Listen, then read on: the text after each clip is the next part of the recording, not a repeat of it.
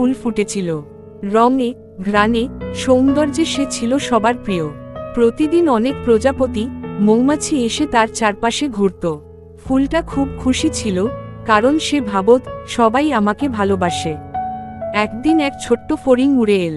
সে ফুলটিকে দেখে বলল, তুমি সত্যিই সুন্দর, কিন্তু জানো, তোমার সৌন্দর্য একদিন মলিন হয়ে যাবে।